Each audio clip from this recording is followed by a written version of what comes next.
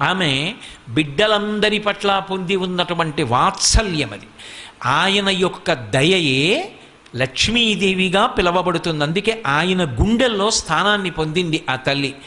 పరాశర భట్టర్లు శ్రీగుణరత్న కోశం చేస్తూ అంటారు, ఉల్లాస పల్లవిత పాలిత సప్తలోకి నిర్వాహకో రకిత నీమకటాక్షలీలాం శ్రీరంగ హర్మ్య తలమంగళ దీపరేఖాం శ్రీరంగరాజ మహిషీం శ్రియమాశ్రయామహ అంటారు. ఆ తల్లి 7 లోకములను కూడా హేళగా తన కడగంటి చూపు చేత ఐశ్వర్యాన్ని ఇచ్చి, తేజస్సునిచ్చి, చైతన్యాన్నిచ్చి, ఫలవంతం చేసి, సంపదనిచ్చి, అందరినీ కూడా సంతోషంగా ఉండేటట్టుగా అనుగ్రహిస్తూ ఉంటుంది.